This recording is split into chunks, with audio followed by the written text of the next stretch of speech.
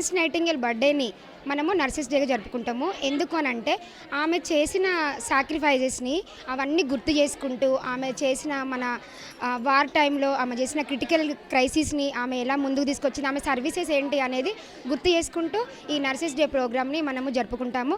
So ఆమెను remember చేసుకోవడం చాలా హ్యాపీగా ఉంది.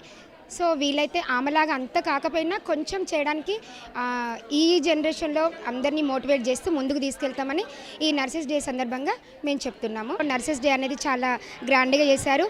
ఈటీవీ వాళ్ళు కండక్ట్ చేశారు. తర్వాత ఎఫ్ఎం టీవీ వాళ్ళు కూడా చాలా బాగా పార్టిసిపేట్ చేసి ఈ ప్రోగ్రామ్ని ఇంకొంచెం ముందుకు తీసుకెళ్లారు. ఈఎఫ్ఎం, ఈటీవీ, ఈనాడు వాళ్ళ ఆధ్వర్యంలో మేము నర్సింగ్ డే సెలబ్రేషన్స్ చేసుకున్నందుకు చాలా హ్యాపీగా ఫీల్ అవుతున్నాం. బిఫోర్ నేను నర్సింగ్లో జాయిన్ అయినప్పుడు నాకు అంత ఇంట్రెస్ట్ ఉండకపోయేది. ఎప్పుడైతే నేను ఈ ప్రొఫెషన్లో ఎంటర్ అయ్యానో ఆ పేషెంట్స్ తోటి ఇంటరాక్ట్ అవ్వడము, వాళ్ళ ఉన్న ఏదైతే ప్రాబ్లమ్స్ని మేము సార్ట్అవుట్ చేయడానికి దాంట్లో మేము పార్టిసిపేట్ చేయడం అనేది నాకు చాలా హ్యాపీగా ఉంది. నేను చాలా గ్రేట్ఫుల్గా ఫీల్ అవుతున్నాను. ఏంటి అంటే ఒక నర్స్గా నేను ఇక్కడ ఉన్నందుకు.